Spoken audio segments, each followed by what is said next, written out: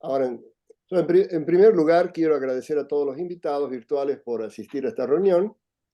Como saben, nuestro grupo Temas de América Latina comenzó en el 2020, constituido por amigos y conocidos, sin muchas pretensiones académicas, pero estamos todos interesados en tópicos relacionados con América Latina, con énfasis en temas históricos.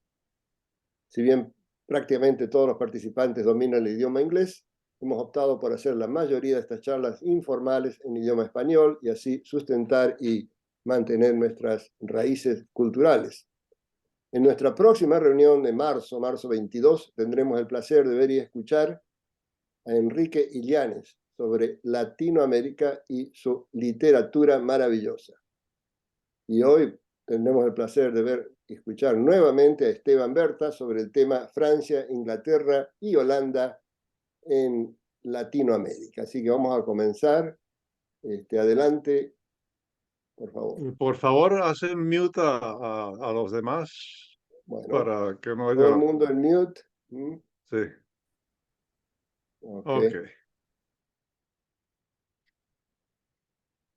a ver, ahí estamos.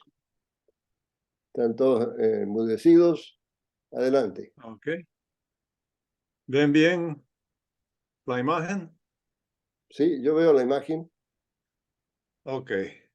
Cada uno la Entonces puede van a... cada uno lo puede Sí, de agregar. acuerdo. Se ve bien, ok. sí. Ok, Bueno, todos en mudo. Gracias. entonces déjame hacer una cosa más. Ay, caramba, esto no se dio. Ok. Bueno, buenas tardes y gracias por esta oportunidad.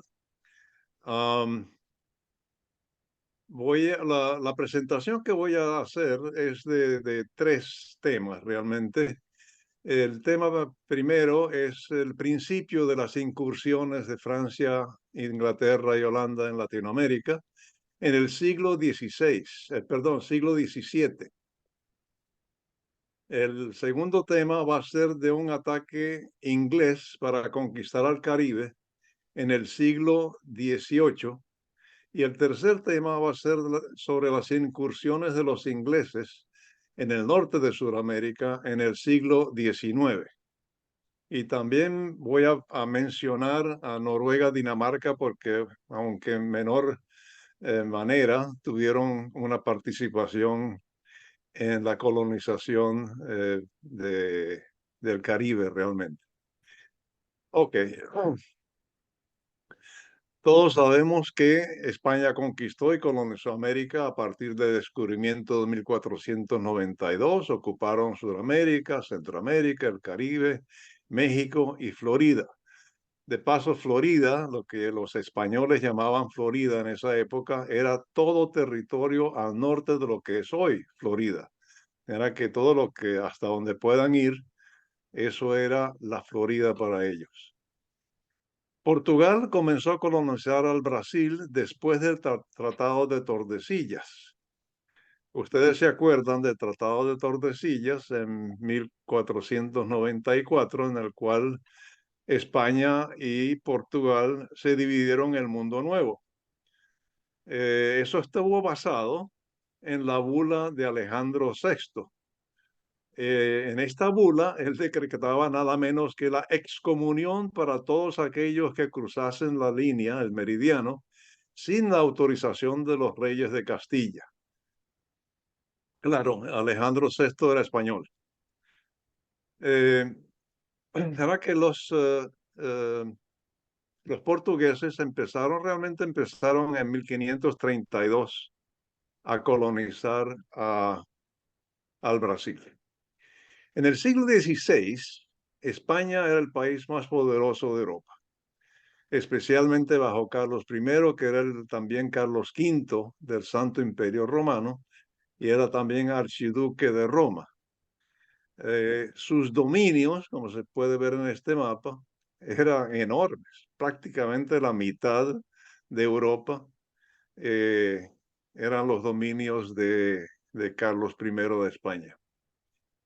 El poder económico de España aumentó con la explotación del oro y la plata en América, y el poderío militar en tierra y mar era muy superior también.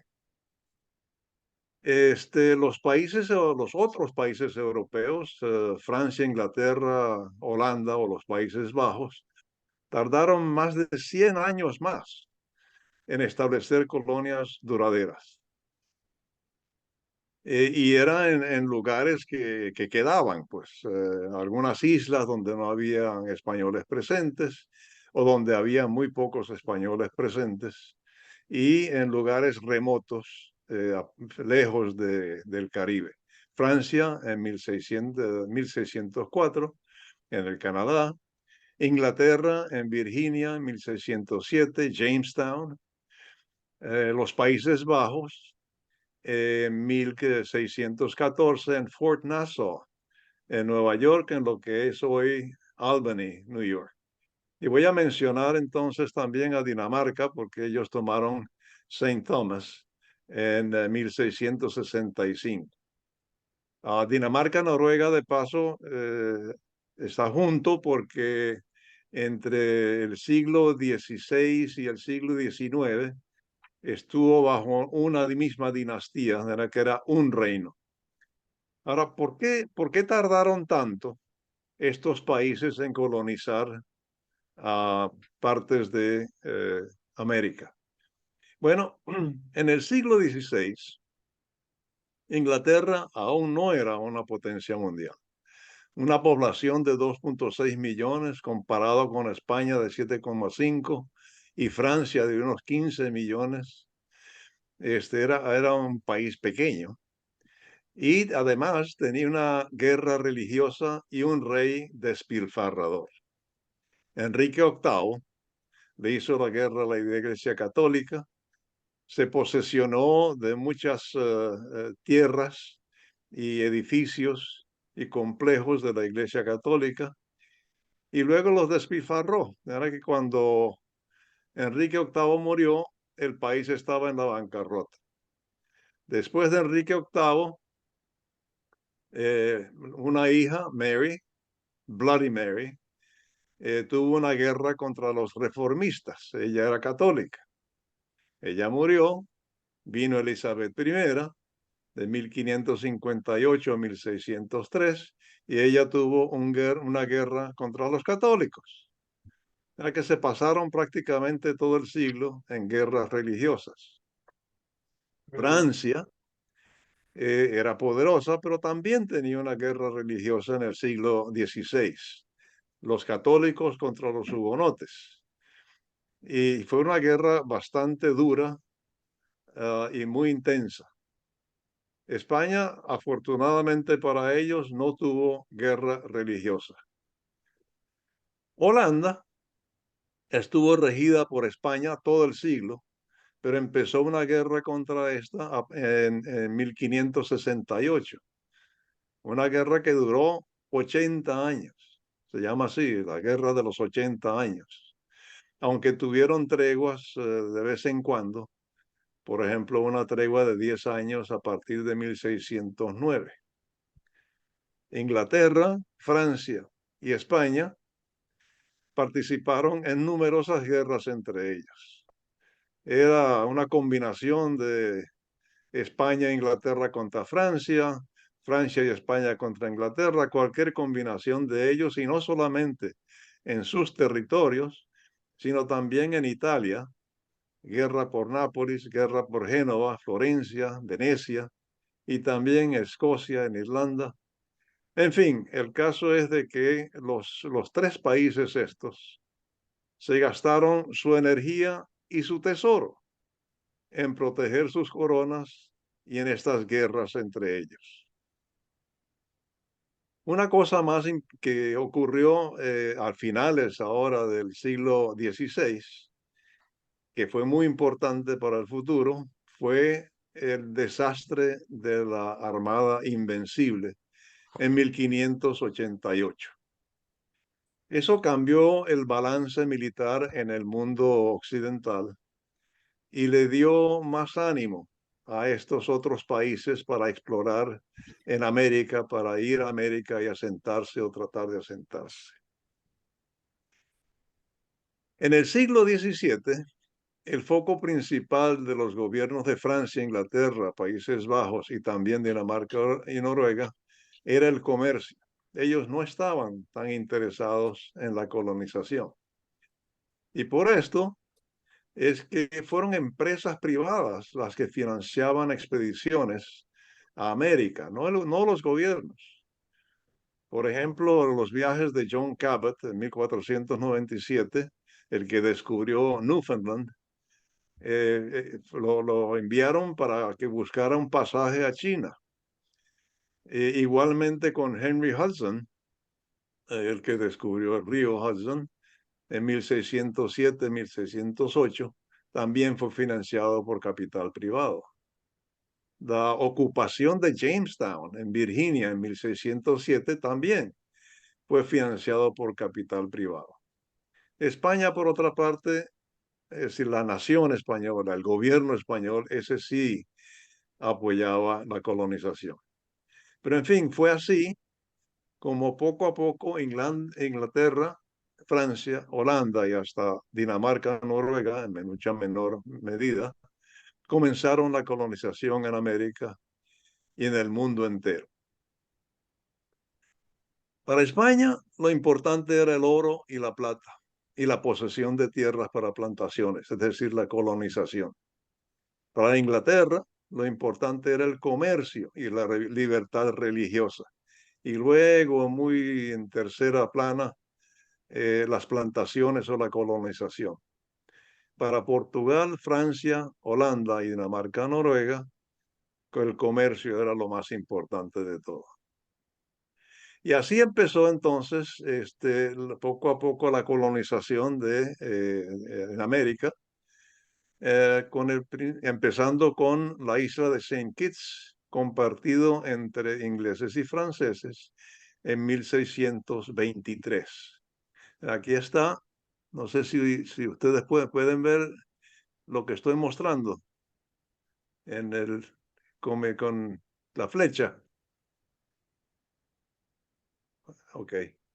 En fin, luego siguió Barbados, en 1627, los ingleses, Nevis, 28, Antigua, 32, Montserrat, el 32 también, Anguila, en el 50, Tórtola un poquito más tarde, y los franceses en Guadalupe, Martinique, en 1635, San Martín, aquí arriba, Saint Bartholomew, o Bartolomeo, Saint Barts, que queda cerca de San Martín,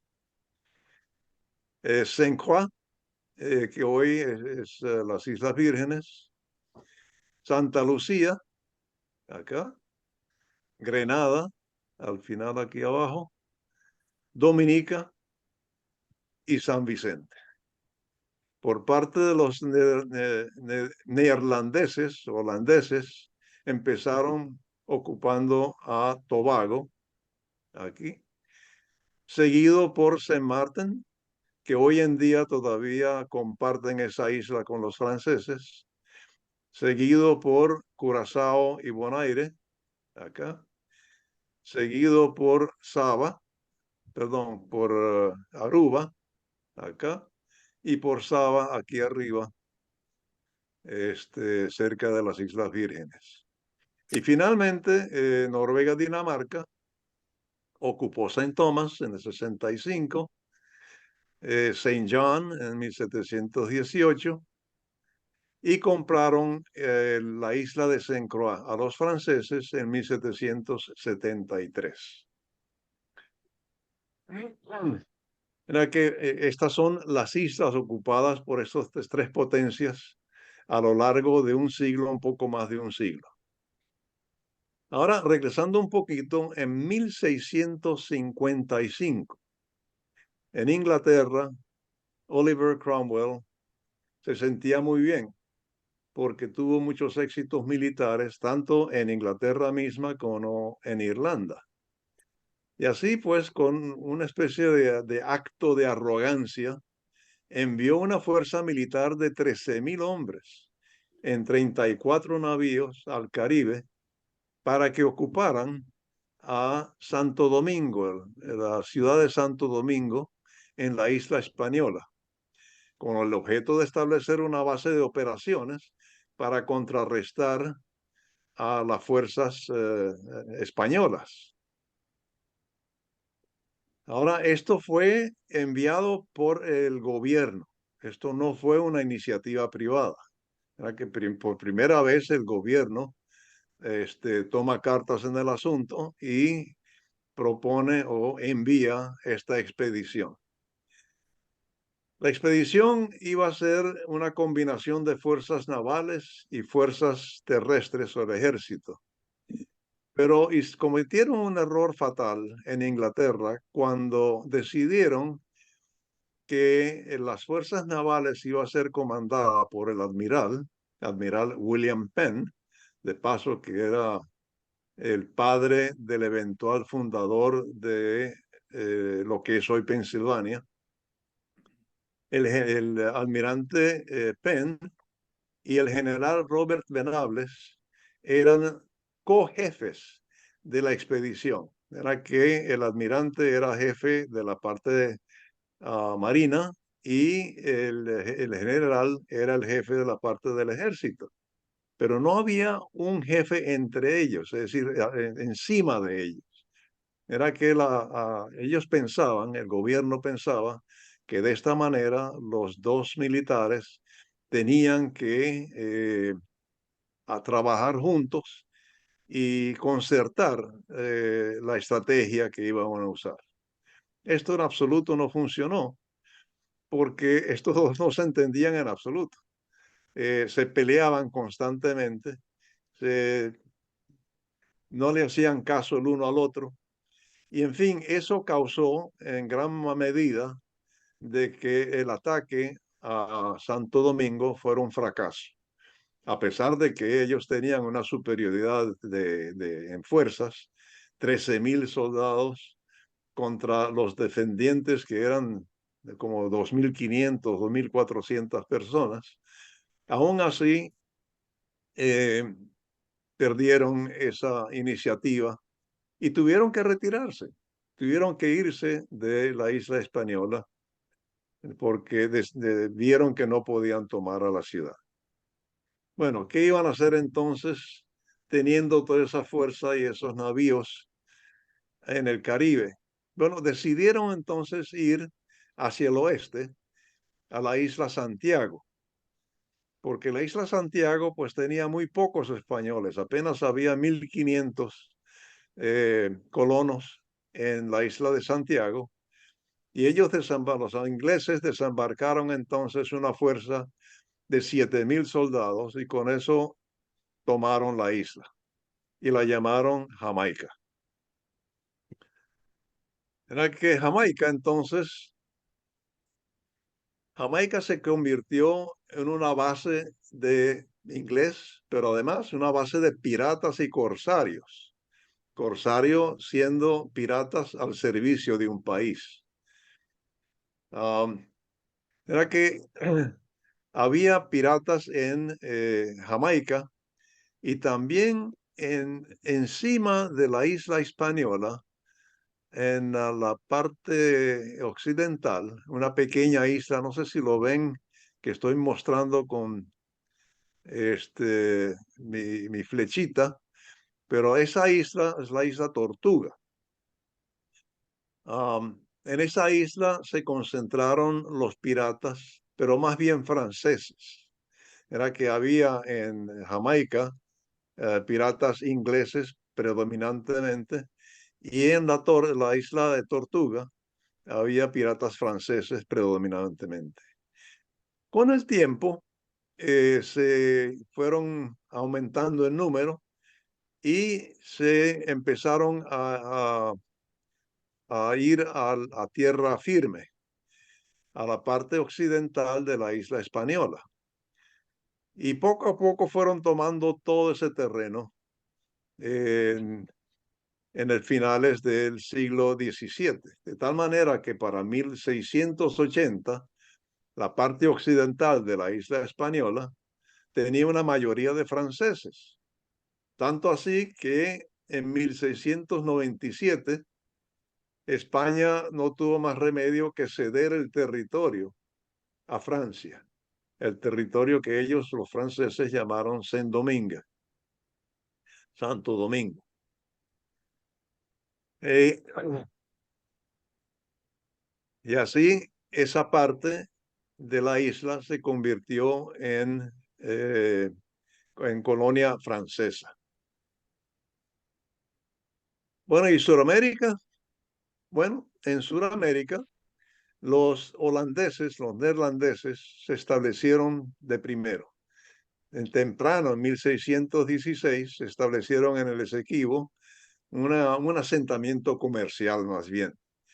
Un poco más tarde, se asentaron cerca de allí, en Berbice, y un poco más tarde que eso, se asentaron en Cayena, en el extremo oriental de esa zona. Ahora bien, eh, los españoles y portugueses constantemente reclamaban que ellos no podían hacer eso, que eso por el acuerdo de Tordesillas, eso era territorio o español o portugués. Era que ahí no, extranjeros no podían tomar territorios, asentarse allí. Pero claro, los ingleses, los franceses y holandeses, pues no le hacían mucho caso. Al fin y al cabo, ellos no eran signatarios de ese acuerdo. Ahora bien, en 1630, en un caso insólito, los neerlandeses fueron a Recife. Si no ven la flechita, Recife es una ciudad en el extremo este de Brasil. Y con esos 65 barcos y con sus militares, los holandeses ocuparon Arrecife y declararon que esto es de ahora en adelante Nueva Holanda y que esto nos pertenece. Y no es que tomaron Recife y un poquito alrededor de Recife, era que tomaron toda esa zona. Ellos declararon que toda esa zona que ustedes ven en la línea, dentro de la línea hacia el oriente, eso era Nueva Holanda de ahora en adelante. Ahora, esta iniciativa también fue una iniciativa privada, pero también habían aspectos políticos nacionales, porque los holandeses llevaban ya décadas guerreando contra los españoles y contra el Imperio Habsburgo.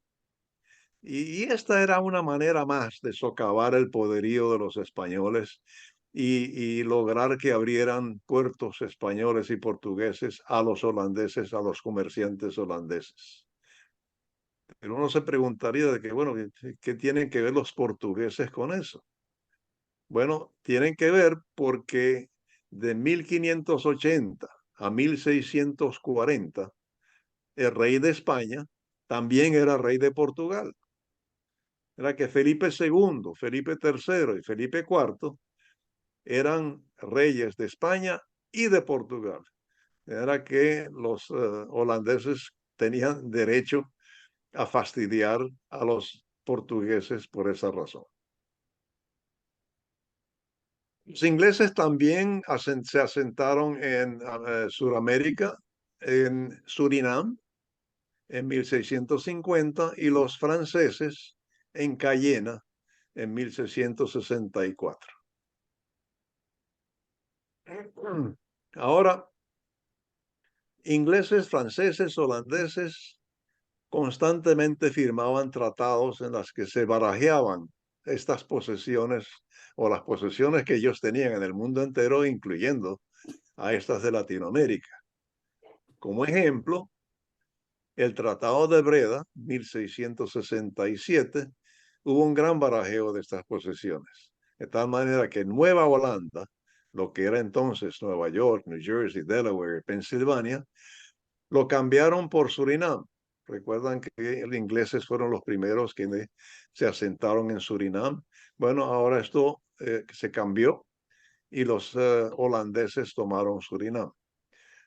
Se fueron, sin embargo, de Cayena y se lo entregaron a Francia. Ahora que Cayena y también Acadia, que queda un territorio al este de Quebec, eso fue a Francia. Y Montserrat y Antigua para Inglaterra. Este es un ejemplo nada más. Un caso extremo es la colonización de Tobago, que extrañamente fue colonizado originalmente por Polonia y Lituania en 1642. Imagínense eso. Polonia es el único país de esa zona que tuvo algo que ver en el Caribe, en Latinoamérica en general. En todo caso, Tobago pasó rápidamente a los Países Bajos en 1693. En 1763 lo obtuvo Inglaterra, se lo dio a Francia en el 83 y luego regresó a ser de Inglaterra en el 94. Otro ejemplo, los daneses le compraron Saint-Croix a los franceses en 1733. Y por el Tratado de Londres en 1814, Holanda cedió unos 50.000 kilómetros cuadrados de territorio guayanés a los ingleses al este del río Esequibo. Y de eso vamos a hablar un poco más adelante, en un poco más de detalle. Era que este fue el asentamiento de estas tres potencias en Latinoamérica. Esta fue la manera en que ellos entraron. Permítame entonces entrar en el segundo tema. En el segundo tema es que en 1740 los ingleses intentaron, ahora por segunda vez, a través de su gobierno, de posesionarse del Caribe. La historia está muy bien detallada en este libro, Disaster on the Spanish Main, que es mi fuente principal para esta parte de mi presentación. El caso es de que en 1739 Gran Bretaña autorizó un ataque militar en el Caribe para acabar con el acoso español contra los barcos ingleses, que era intenso, y para tomar el control del Caribe y así poder acceder a los mercados de América Hispana. De tal manera que con 172 barcos y unos 30.000 hombres, fue hasta entonces la iniciativa militar más grande jamás de los ingleses. Los 30.000 hombres eran muchos para esa época, para Inglaterra, tal manera que realmente pidieron ayuda a sus colonias en Estados Unidos o en América en esa época, y 4.000 hombres de esos 30 eran realmente colonos de la América británica que se juntaron para esa expedición. La expedición realmente era hasta más grande que la Armada Invencible, ya que la Armada Invencible tenía 154 barcos, aunque aproximadamente el mismo número de militares. El plan era de tomar La Habana, Cartagena y la ciudad de Panamá. Y el objetivo directo inmediato era la captura de Cartagena. Cartagena era uno de los pueblos más importantes de América Latina, defendida por aproximadamente 5.000 hombres. El ataque iba a ser, como antes, como el primer ataque en 1667, iba a ser una combinación de naval y terrestre. Y nuevamente, la estructura del mando militar fue dividida entre marina y ejército. Era que no hubo jefe único. Otra vez la decisión tenía que ser por consenso. Y una vez más, no hubo tal consenso. La Marina estuvo a mando del vicealmirante Edward Vernon y el ejército al mando de Thomas Wentworth. Y estos dos no se podían ver ni en pintura. Se odiaban, se odiaban y peleaban constantemente. En fin, el ataque empezó el 9 de marzo de 1741. Este es un dibujo, un mapa del ataque en sí. El ataque no podía ser hecho desde el oriente porque era muy pantanoso, de manera que tenían que entrar necesariamente por este estrecho, Boca Chica, tenían que entrar por este estrecho los barcos, subir, entrar en la ensenada, desembarcar el ejército y luego hacer que el ejército logre llegar a esta fuerte, fuerte San Lázaro, y tomar todo eso para poder entrar en Cartagena. Un poquito más grande. Otra vez, no sé si ustedes ven la flecha que estoy mostrando, pero en todo caso en la parte de abajo, parte derecha, en la península se ve que hay varios fuertes. Hay 1, 2, 3, 4, 5 y 6 fuertes defendiendo este estrecho. De tal manera que los barcos ingleses tuvieron que atacar a estos fuertes y efectivamente destruyeron los 3 primeros.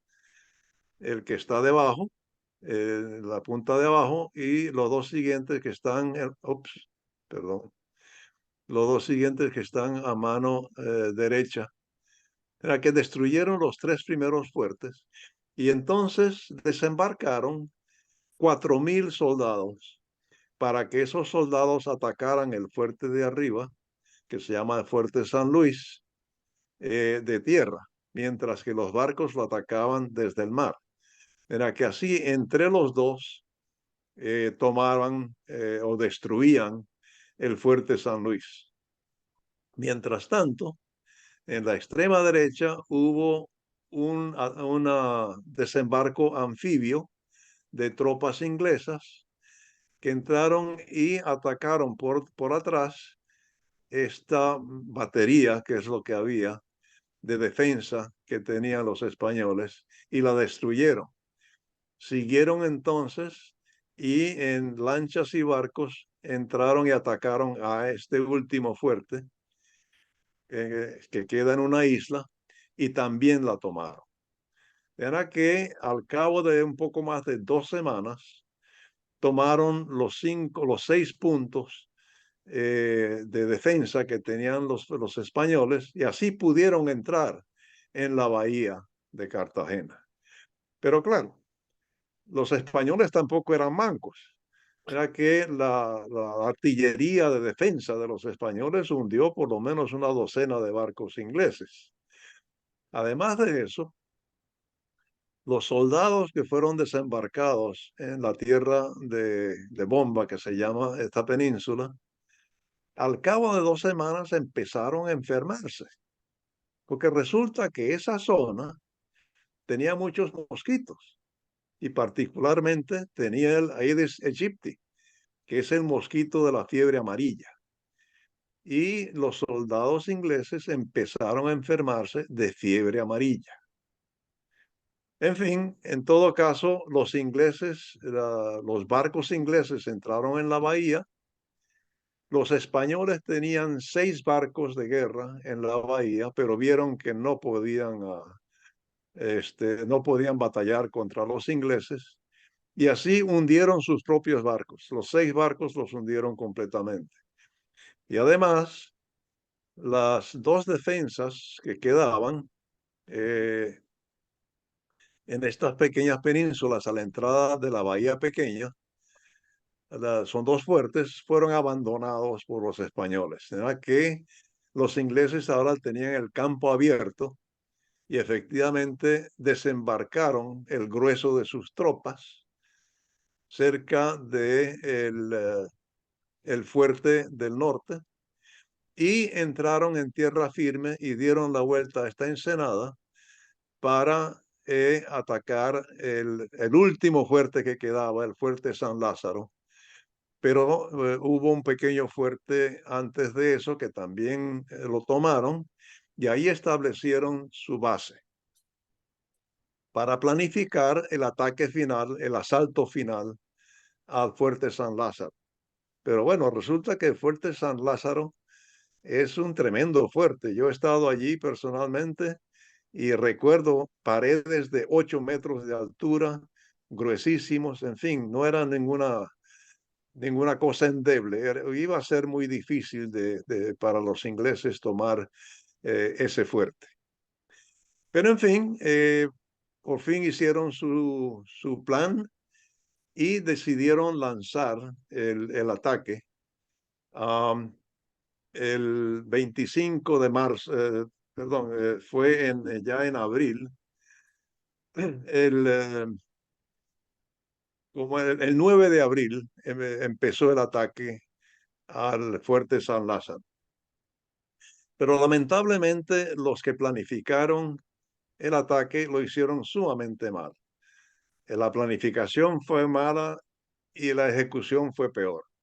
Era que hicieron todo tipo de barbaridades. Por ejemplo, iban a atacar de noche y salieron un poco tarde, era que llegaron de día. Iban a atacar por el norte y resulta que no encontraron el norte y atacaban por el sur, que es donde estaban las murallas de 8 metros. Entonces, esto fue un desastre militar mayor para las tropas inglesas. Así que se retiraron a su centro y allí decidieron que no iban a poder tomar el fuerte de San Lázaro, no solamente por el desastre militar que tenían, sino por los terribles eh, eh, la, por lo terrible que fue el ataque de la fiebre amarilla entre las tropas. Resulta que miles de ellos cayeron enfermos y muchos de ellos murieron. Así que el 16 de abril empacaron y se fueron. Se fueron de regreso a Jamaica y dejaron Cartagena como estaba. De tal manera que luego de 47 días de lucha, el ataque fracasó con pérdidas enormes, 18.000 bajas de un ejército de 30.000 personas. Y de esos 18.000 bajas, de 10 a 11.000 fueron muertos, no solamente heridos. Aquí hubo más muertos que heridos. Se perdieron 50 barcos, no solamente por la artillería española, sino porque tuvieron que dejar algunos barcos atrás, porque no había suficientes marineros sanos para navegarlos. Era que fue un fracaso mayor. Así que se regresaron, salieron el 16, regresaron ya para el 27, llegaron de nuevo a Jamaica. Y entonces, bueno, regresaron para curarse, para descansar, reponer sus pérdidas, porque pidieron refuerzos adicionales de Inglaterra y también de las colonias, y también para planear el próximo paso. ¿Qué iban a hacer ahora? Decidieron que atacar a La Habana, como era el plan original, iba a ser muy difícil. En realidad, La Habana estaba muy bien defendida y ahora que ellos tuvieron una reducción muy sustancial en su poder naval y poder del ejército, no estaban a la altura de poder atacar exitosamente a La Habana. De manera que decidieron atacar a Santiago de Cuba, que queda al sureste de la isla. Santiago de Cuba está muy bien protegido. Hay ese estrecho para poder atacar a Santiago de Cuba con barcos. Los barcos tenían que entrar por ese estrecho, pero había baterías de ambos lados del estrecho. Era que no iba a ser tan fácil de los barcos ingleses de entrar para poder atacar a Santiago de Cuba. Y por esa razón es que el vicealmirante Vernon, decidió que él no iba a entrar por ese estrecho y que la manera de tomar a Santiago de Cuba iba a ser por tierra. Y el ejército estuvo de acuerdo con eso. Vernon, vicealmirante Vernon, los convenció de que los barcos iban a desembarcar al ejército y el ejército podía caminar desde el punto de desembarque hasta la parte de atrás, la parte oriental de Santiago de Cuba y atacarlo y tomarlo. En realidad, la ciudad estaba no muy bien defendida, que digamos, tenía aproximadamente 1000 entre soldados y milicia defensores. Era que así fue como se acordó y el 9 de julio de 1741 el ejército de unos 4000 desembarcó en Guantánamo para atacar a Santiago por tierra. Ellos desembarcaron, como ven ustedes, donde está la bahía de Guantánamo, y hicieron su campo allí mismo. Pero entonces, voilà, se dieron cuenta de que un momento, Santiago de Cuba queda un poco lejos de aquí. Quedaba a 120 y tantos kilómetros de donde estaban ellos.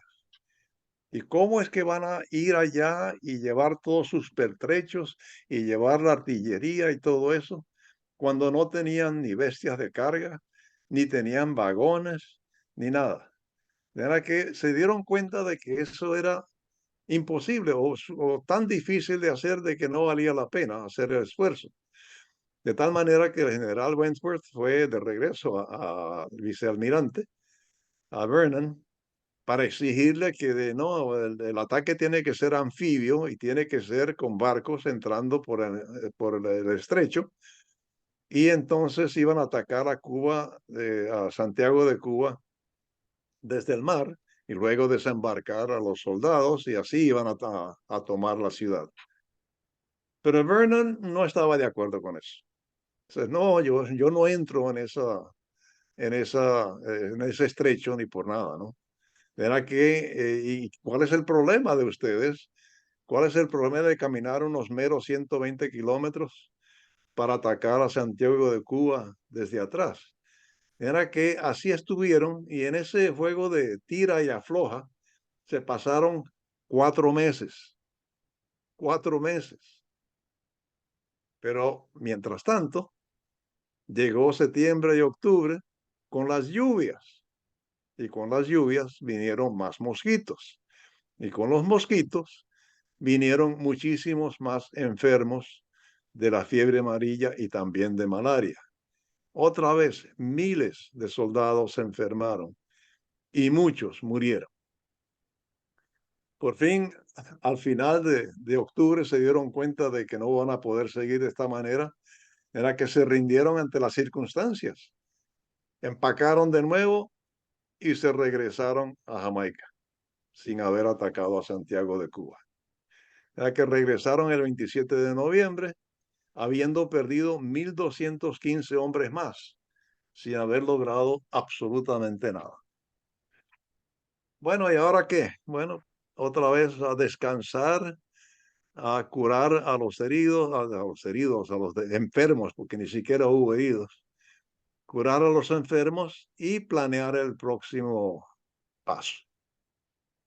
No podían regresar con las manos vacías. Era que decidieron capturar a la ciudad de Panamá a través de Portobelo, que tenía solo 380 defensores.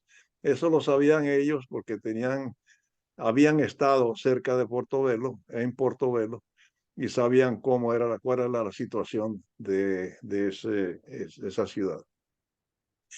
Sin embargo, el plan requería mucho sigilo. El elemento sorpresa era indispensable, porque el plan era este. Ellos iban a desembarcar un contingente de tropas en nombre de Dios. Ese contingente de tropas iba a caminar hasta el punto rojo, que era el camino entre Portobelo y Panamá, y ahí no permitir el paso de nadie que viniera de Portobelo para para ir a Panamá y dar la alarma. Mientras tanto, la Marina entraba en Portobelo y tomaba la ciudad de Portobelo, desembarcaría el grueso de las tropas y las tropas entonces irían desde Portobelo en el camino este en rojo hasta Las Cruces. Mientras tanto, otro contingente de ejército iba a ir a Chagres. Allí se iba a embarcar con lanchas y canoas y llevar los pertrechos y la artillería a Las Cruces. En Las Cruces, los dos grupos del ejército se encontraban e iban a salir a Panamá, a la ciudad de Panamá, y sorprenderla desde allí. Ese era el plan. Era que el sigilo era sumamente importante para que nadie de Portobelo pudiera dar la alarma a la ciudad de Panamá. Pero en vez de un ataque de sorpresa, como era el plan, el almirante Vernon decidió entrar en la bahía de Portobelo con toda su escuadra y en pleno día. Claro, los defensores se escaparon, se fueron a la ciudad de Panamá y dieron la alarma. Bueno, y entonces, ¿qué se hace?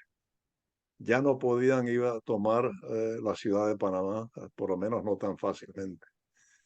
Era que una expectativa de los ataques de los españoles, la fiebre amarilla sin aflojar, decidieron regresar a Jamaica, sin ni siquiera haber desembarcado tropas.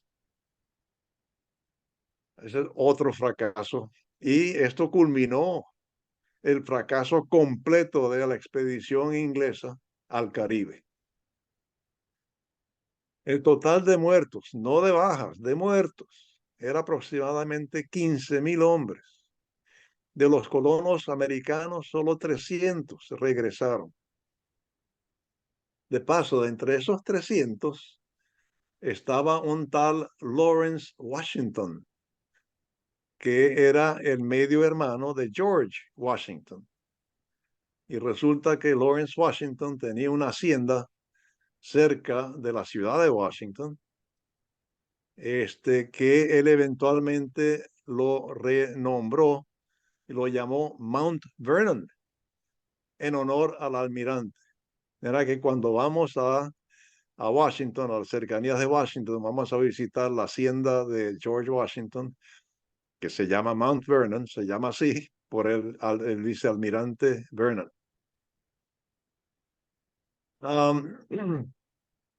¿Qué pasó con el almirante Vernon y el general Wentworth? Al fin y al cabo, esto fue un fracaso absolutamente mayor. Bueno, fueron exonerados. No solamente eso, sino que Vernon yace en Westminster Abbey. Este diciembre pasado, mi esposa y yo fuimos a Westminster Abbey y constatamos de que efectivamente Vernon tiene su tumba ahí. En realidad, parece ser que el gobierno británico no quería hacer aspavientos sobre un fracaso tan grande, porque no quería problemas con la población. Y así terminó la expedición inglesa al Caribe. Y ahí está su fiel servidor tomando una cerveza en la bahía de Portobelo. Es muy bonita. Y entonces me gustaría entrar ahora al tercer tema de intrusión de los países Inglaterra, Francia y Holanda en Latinoamérica, con que en 1777 Carlos III de España decidió crear la Capitanía General de Venezuela, que antes pertenecía al Virreinato de Nueva Granada y ahora quería hacerlo independiente. Y para eso crearon un mapa de qué es lo que era este nuevo territorio independiente de vicerreinato de Nueva Granada. Y este es el mapa. Este es, por supuesto, una reproducción del mapa del original hecho por el gobierno venezolano. Un poco antes de la toma de esta decisión, este era el mapa de América del Sur. Nueva Granada era el virreinato de Nueva Granada e incluía a Venezuela. Y ven ustedes dos Guayanas, la Guayana francesa en verde y la Guayana holandesa en rojo. Esa Guayana holandesa, que tenía bastante territorio, sin embargo, tenía muy poca gente. Apenas había unos 1.500 europeos, colonos europeos, y habían 30.000 esclavos, nada menos, 20-1. Era que los que mandaban en la Guayana holandesa pedían constantemente nuevos colonos de Holanda, pero Holanda era un país muy pequeño, apenas tenía que 2 millones de habitantes. Era que no vinieron muchos, vinieron muy pocos. Y así se vieron obligados a ofrecerle a colonos ingleses de las islas del Caribe a que vinieran ellos a poblar la Guayana holandesa. Y estos vinieron y luego vinieron más y luego vinieron más y se establecieron principalmente alrededor del río Esequibo. Tanto fue así que para finales del siglo XVIII, era mayoría en esa zona, alrededor del río Esequibo. Tanto es eso que en el Tratado de Londres de 1814, Holanda cedió 50.000 kilómetros cuadrados de territorio guayanés a los ingleses al este del río Esequibo. Esto fue otro de estos cambalaches grandes de territorios que incluía territorios en el Pacífico y también en el Índico. Esto fue parte de ese acuerdo. En todo caso, ustedes ven en este mapa, el río Esequibo es el que está a través de la mitad de lo que llaman Guayana acá. Era que toda la parte oriental de ese río, la parte oriental del río, fue lo que los holandeses le entregaron a los ingleses. Bueno, resulta que unos años después, 20 años después, The Royal Geographic Society de Londres, un ente privado, contrató al alemán Robert Schomburg para que trazara un mapa de la Guayana inglesa y estableciera claramente sus límites.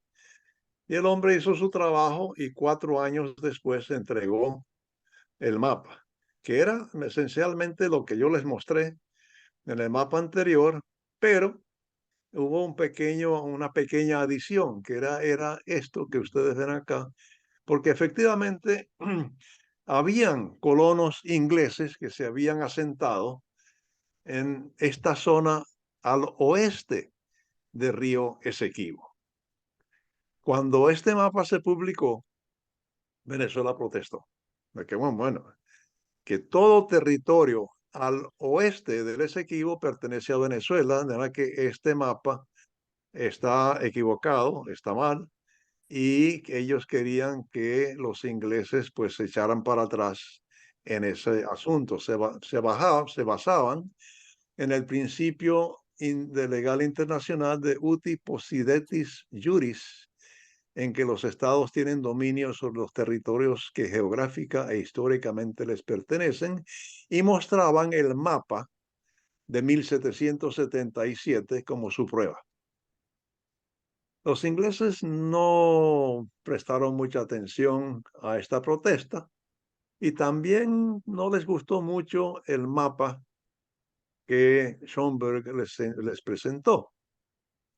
Así que el gobierno ahora no fue, no el ente privado, sino el gobierno mismo volvió a contratar a Schomburg para que fijara las fronteras verdaderas de la Guayana Británica con la idea de que el mapa debe mostrar no solo dónde estamos, sino por dónde vamos. Entonces el hombre trabajó 3 años más y produjo el siguiente mapa. Oh, perdón, aquí tengo un problema. No voy a ver cómo hago. Perdónenme. Voy a tener que echar bastante para atrás. Ajá, aquí estaba. Este fue el mapa que entregó en 1844. Los ingleses estuvieron satisfechos con eso. Qué bueno. Los venezolanos, evidentemente, no, y protestaron nuevamente.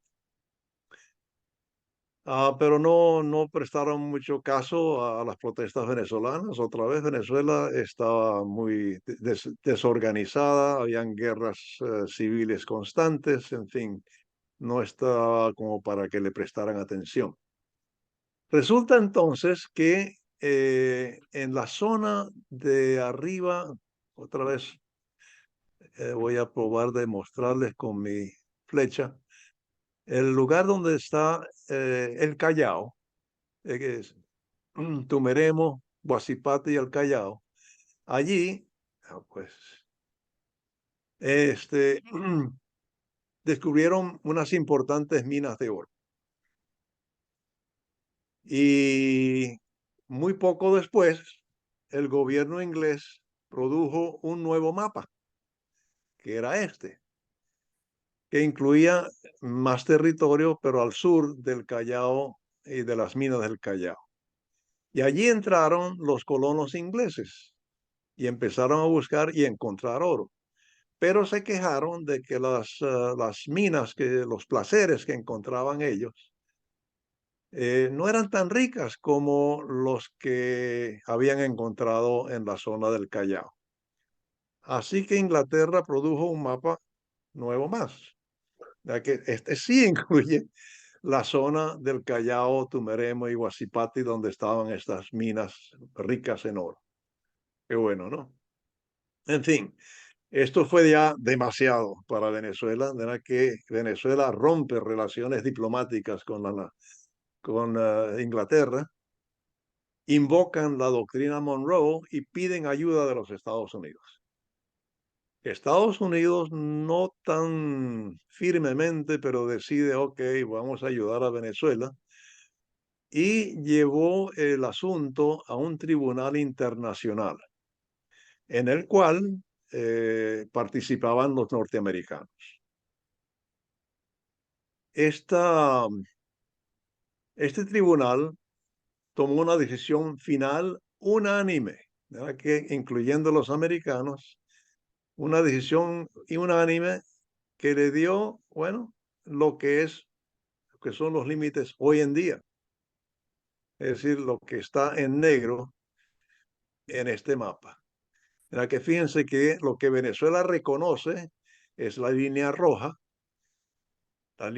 que fue cambiado un poquito por el primer mapa de Schomburg, después un poquito bastante más con el segundo mapa de Schomburg, después de que encontraron oro en el Callao, el tercer mapa de los ingleses y finalmente el cuarto mapa de los ingleses que ocupaba gran porción del territorio venezolano.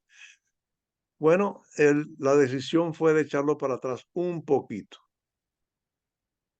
Bueno, el Venezuela consideró esto como traición, como fraude, sabotaje, ultraje, cualquier nombre que le dieron, y denunciaron la decisión que se llamó Laudo Arbitral de París de 1899.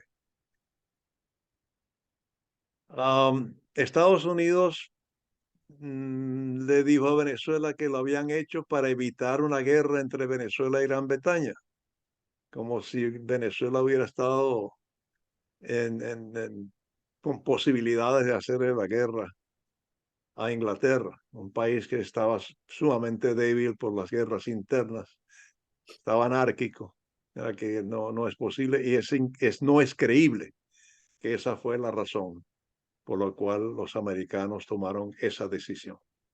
Más aún, en 1902, 3 años después, como Venezuela no había aceptado el laudo arbitral del país en 1902, Venezuela fue bloqueado por una fuerza naval inglesa, alemana e italiana que tenían como objetivo de cobrar deudas adquiridas con los ciudadanos de sus países.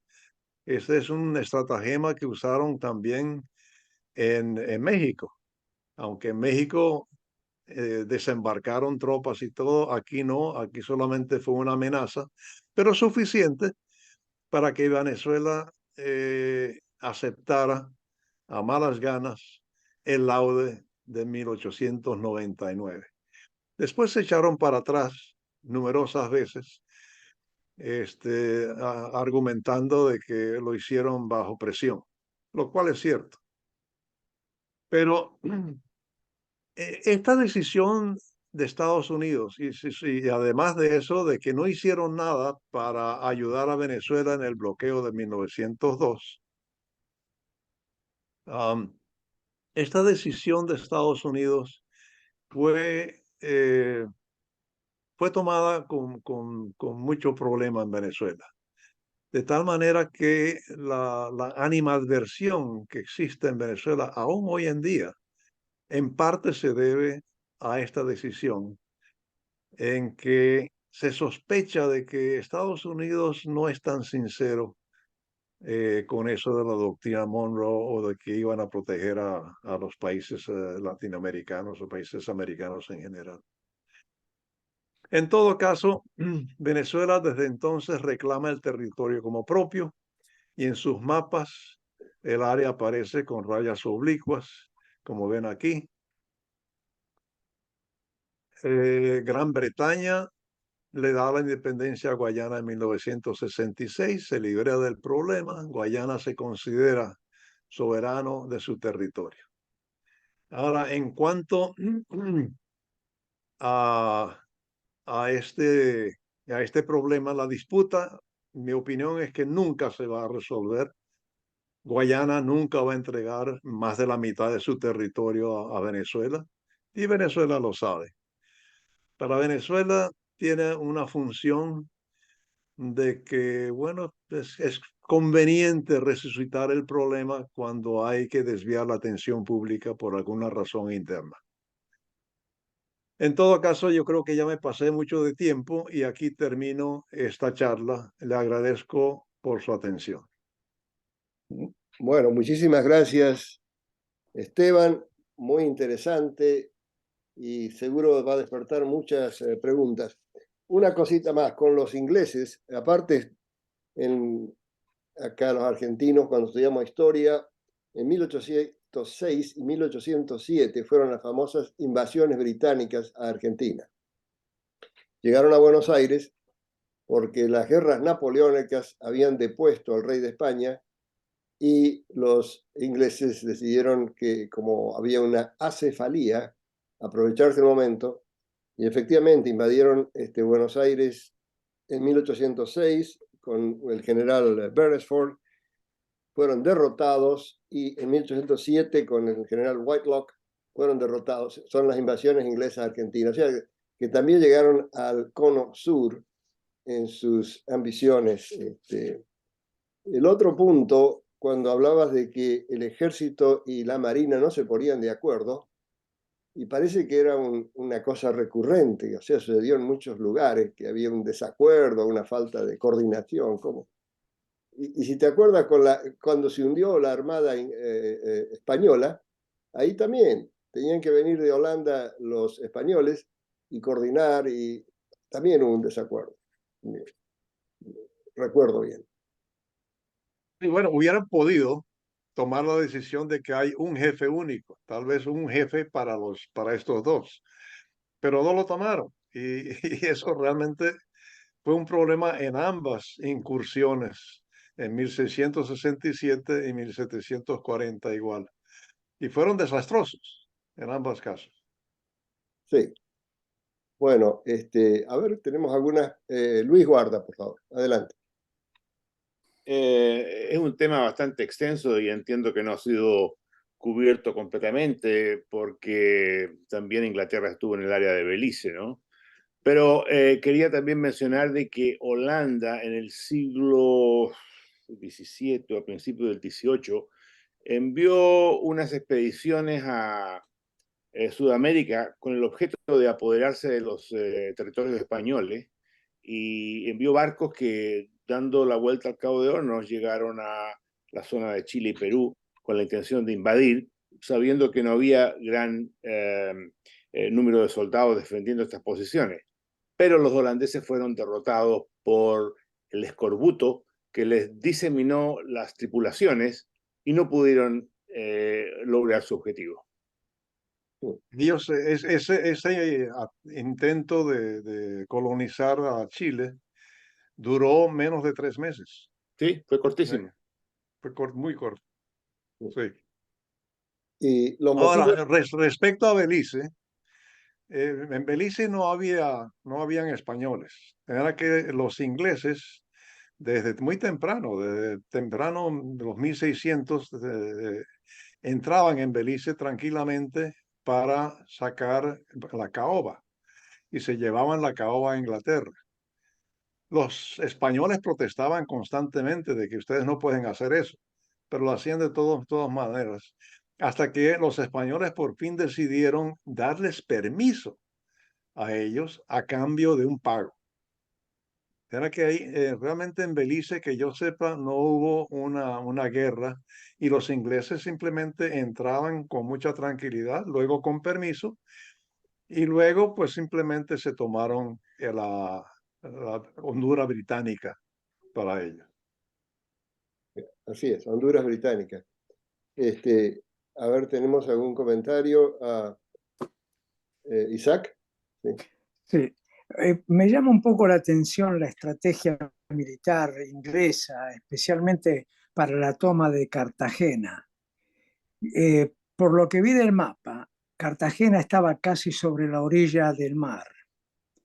¿Por qué tomaron un camino tan peripatético para entrar por la bahía, caminar tantas millas, tratar de atacar por atrás? ¿Por qué no atacaron directamente por adelante? Tenían 150 barcos. Sí, pero la playa de esa zona es muy ¿cómo se llama? No muy profunda, muy poco profunda. Y además hay unas islas muy cerca de la playa, de manera que no podían bombardear directamente la ciudad porque a donde empezaba el agua profunda ya era muy lejos de la ciudad. Era que no podían entrar por allí, porque por lo poco profundo que era la zona. Y no podían entrar por la parte este porque era muy pantanoso. Era que ellos estaban obligados a hacer lo que les mostré, dar la vuelta por la bahía eh, por esa bahía y desembarcar por ahí. Que no tenían otra solución. Es interesante lo de la batalla de Cartagena. En España, en Madrid, visitamos el Museo Naval Español, y tiene toda una sección dedicada a la batalla de Cartagena. Cosa que yo no sabía mucho, pero nos enteramos ahí. Se ve que en España fue una gran victoria y ellos lo celebran, una sección del museo de explicaciones sobre esta batalla. Miguel, ¿tienes algún comentario?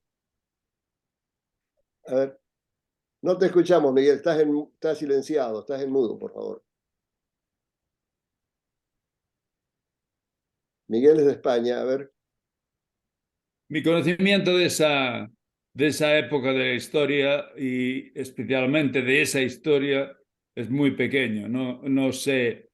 Lo único que me ha llamado la atención es que los ingleses también cometían desastres igualmente, igual que los de la Armada Invencible, pero de eso poco se ha hablado en la historia. La historia inglesa No quieren hablar de eso. no quieren hablar. Inconvenient truth. Sí. Bueno, Inconveniente. De hecho, el gobierno de esa época, es decir, ellos estaban plenamente enterados del enorme desastre, porque fueron prácticamente 30.000 hombres que se perdieron, fueron 50 y tantos barcos que se perdieron, y la fortuna que gastaron en eso fue enorme. Era que lo lógico hubiera sido llevar a estos dos al paredón, pero no querían hacer mucho ruido, porque, en fin, ellos eran no cómplices, digamos, pero sí eran parte del desastre, ¿verdad? Que no lo dejaron así. o sea, sí, Bernardo, adelante. No, Steven, me parece estupenda tu plática porque efectivamente, como acaban de decir, conocemos muy poco de esas cosas. Yo creo que por los dos lados, ¿no? Por los españoles, porque pienso, yo soy originariamente de México, pero pienso que pues el Caribe y una isla por allá, como que comparado con México y Centroamérica y luego Sudamérica, etcétera, pues era relativamente pequeño, como dices, fue una tragedia más grande para los ingleses. Es sorprendente que, que hayan tenido esa falta de coordinación. Luego nos explica uno cómo conquistaron territorios tan grandes como la India y todos lados, ¿no? Australia y todos los territorios en África y en todos lados del mundo, ¿no? Pero Puro bueno, ejército. fueron seguros. Ejército.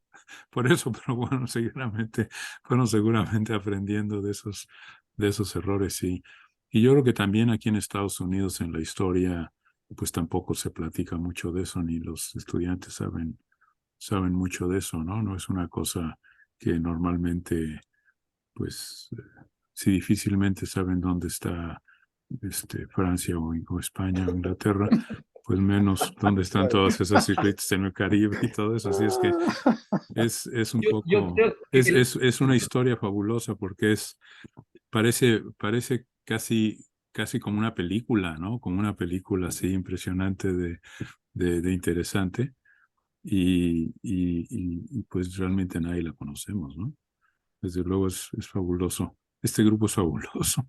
Me da tanto gusto que Ovidio me haya invitado porque realmente todos saben mucho, pero qué bueno que nos iluminas con eso. Para mí ha sido un descubrimiento total de cosas que yo no sabía para nada, ¿no? Gracias, Bernardo. Jaime, ¿levantaste la mano o te estabas tocando la cabeza? No te escuchamos. Estás en mudo. Estás silenciado. A ver. Ahora. No, me estaba rascando. Sí, bueno. Está bien. Ok. Vi que levantabas la mano. Alejandro es el que sabe mucho de este asunto de piratas y marinos. Y a ver, Alejandro.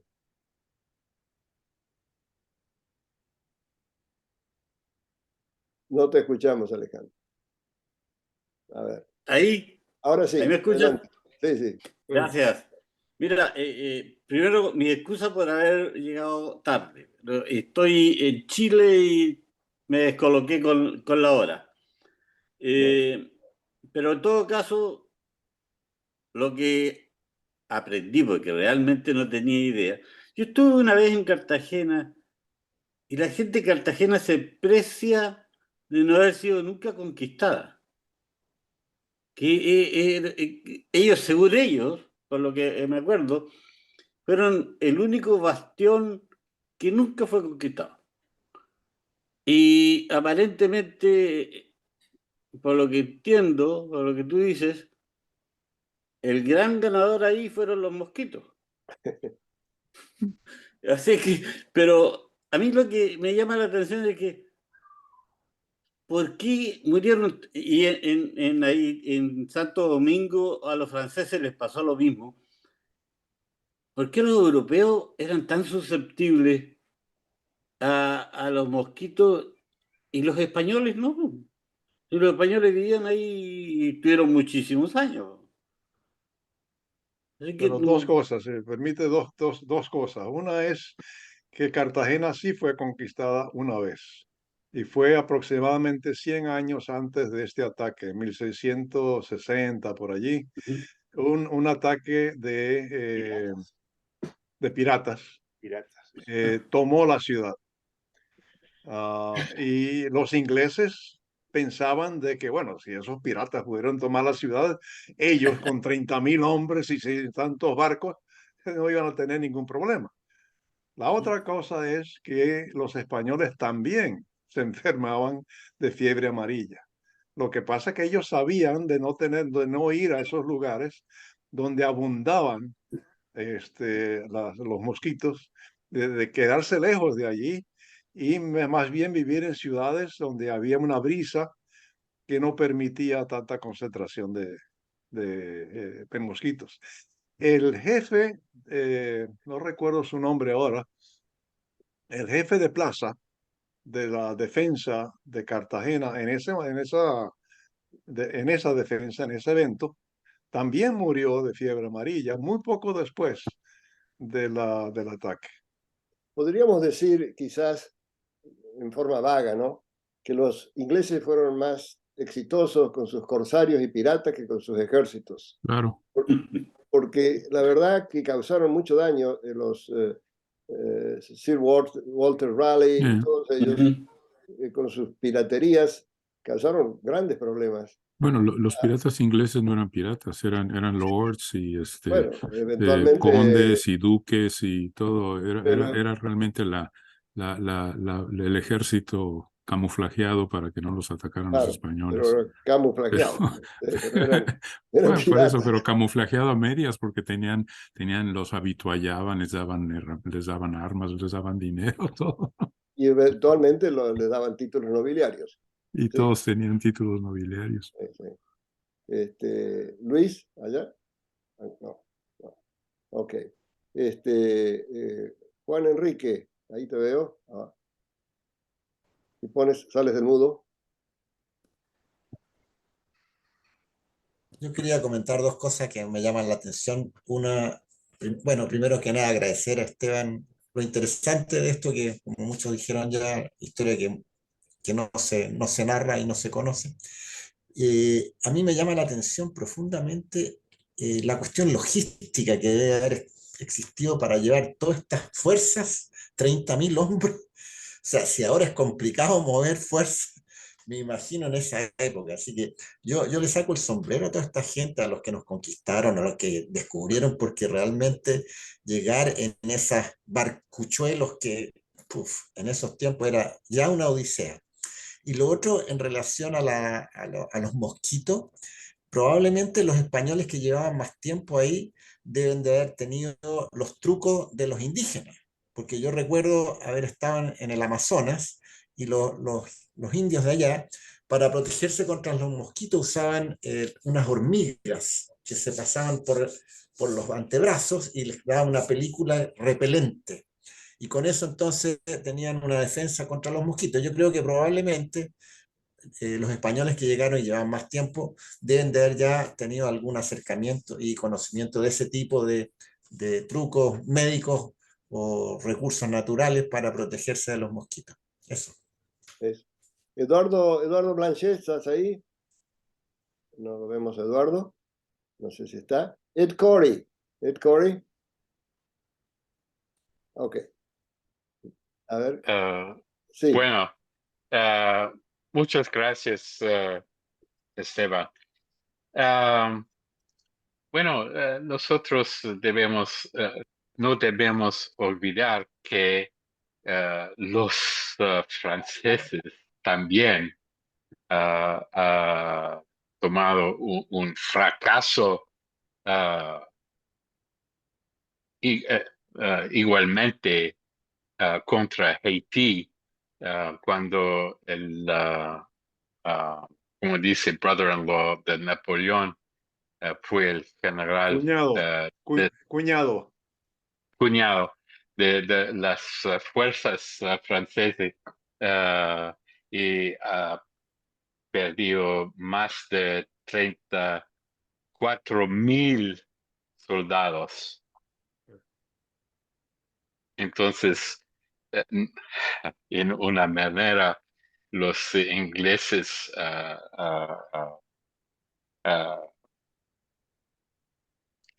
how do you say, copied, Copiaron. Imitaron. sí, imitaron los, los ingleses. Ok. Sí, Luis.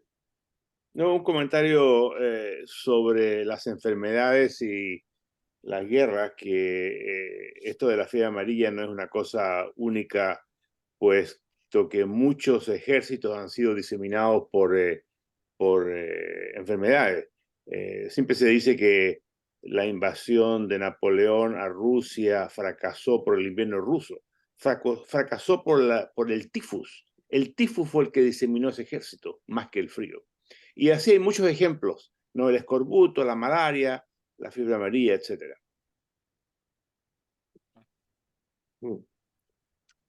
Sí. Isaac.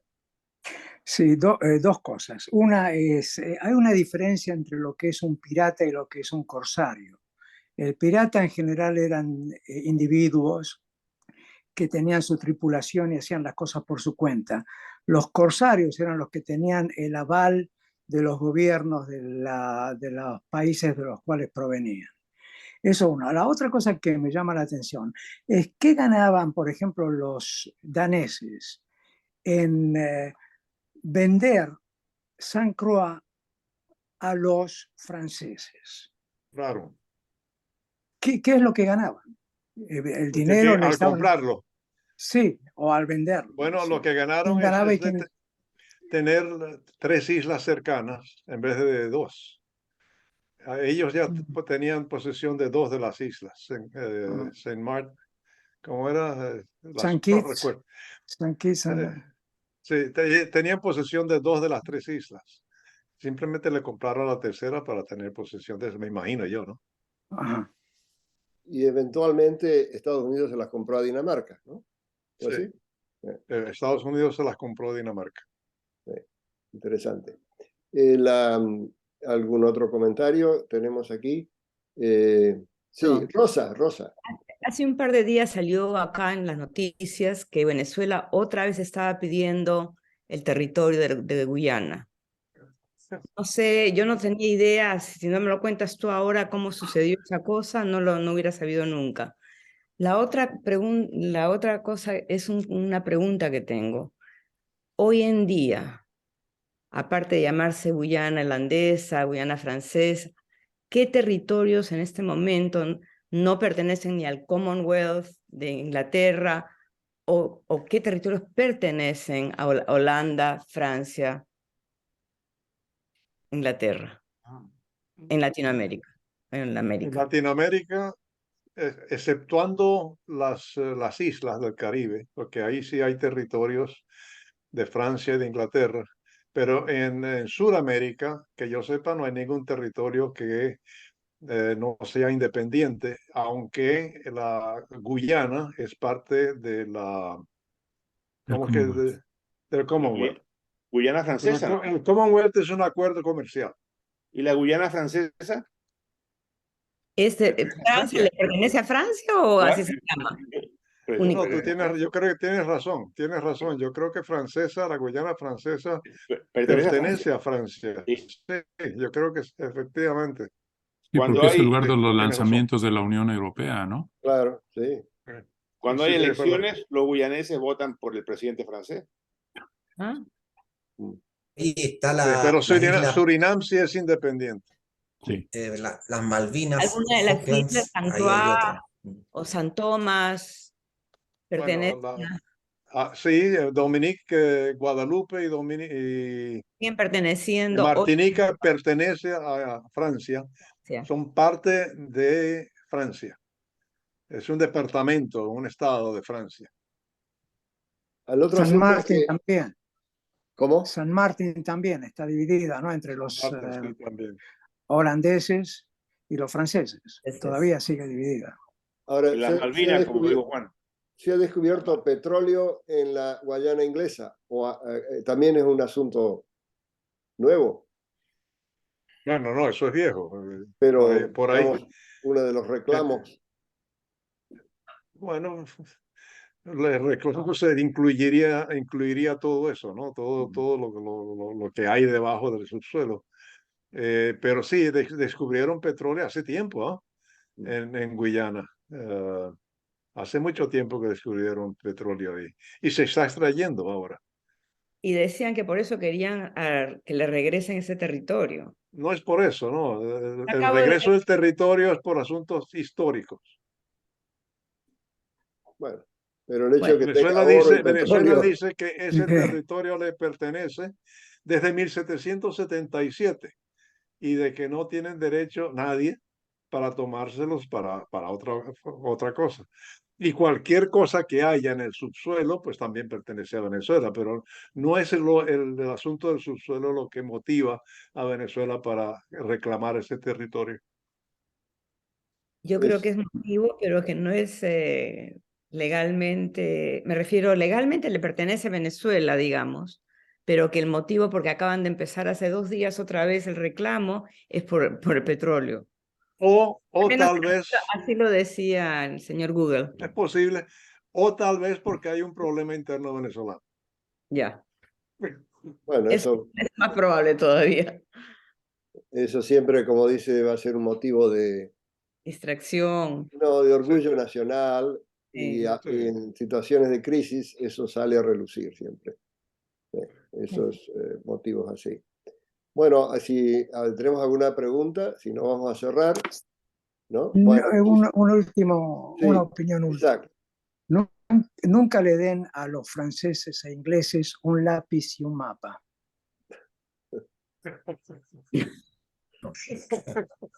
Sí, cuestión de ver África, ¿no? Pero Isaac, ¿y el tratado de Tordesillas qué era? Bueno, no, eso además. Pero ese era un problema español, francés, etcétera. Pero los franceses e ingleses son, para mí, por lo menos, genios en el asunto de manejar mapas con un lápiz en la mano. Es cierto, pero eran los factores de poder en ese momento. Cuando estaba Portugal y España en control, ellos usaban el lápiz, y cuando Inglaterra llegó a su poderío más fuerte, ellos usaron. 1919, Ovidio. 1919. 1919, después de la Primera Guerra Mundial también. Sí. Es lo que nos decían nosotros en medicina, y yo les digo a mis alumnos. El lápiz que traen en la mano es el arma más poderosa del sector salud. Exacto. Así es. Bueno, gracias. Gracias. Esteban, gracias, Esteban. Gracias, Esteban. Gracias. Hasta pronto. Muy bien. Gracias a todos. Gracias, fabuloso. Muy bien. Gracias.